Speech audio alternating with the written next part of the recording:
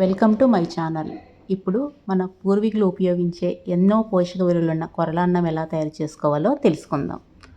ఒక గ్లాస్ కొరలను తీసుకొని దాన్ని శుభ్రం చేసుకోవాలి.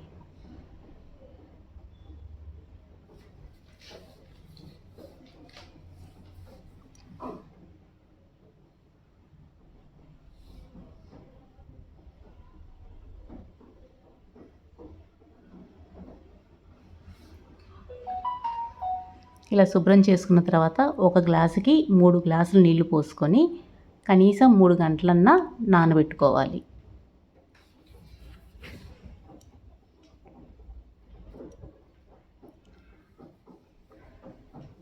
ఇప్పుడు 3 గంటలు అయిందండి. కొరలు స్టవ్ ఆన్ చేసుకొని కొరలు దాంట్లో పెట్టుకొని ఒక చిన్న దాల్చిన చెక్క ముక్క వేసుకోవాలి. దాల్చిన చెక్క ముక్క అరుగుదలకి ఎంతో ఉపయోగపడుతుందండి. కొంచెం ఉప్పు కూడా వేసుకొని ఉడికించుకోవాలి. కొరలు ఉడుకుపట్టేంత వరకు హై ఫ్లేమ్లో ఉంచుకొని ఉడుకుపట్టిన తర్వాత లో ఫ్లేమ్లో ఉడకనివ్వాలి. ఇలా ఉడికితే కొరలు మెత్తగా ఉడుకుతాయి. అంతేనండి, కొరలన్నం సిద్ధమైంది. ఈ కొరలన్నంలో జీర్ణశక్తిని పెరుగుపరుస్తాయి, మధుమేహం కంట్రోల్లో ఉంచుతుంది, గుండె హెల్త్ కూడా ఎంతో ఉపయోగపడుతుందండి. ఎన్నో పోషక విలువలు ఉన్న ఈ కొరలన్నాన్ని మన పూర్వీకులు బాగా తినేవాళ్ళు. మనం కూడా మన డైట్లో ప్లాన్ చేసుకొని ఉపయోగిద్దాం. Thank you. Like, share, subscribe.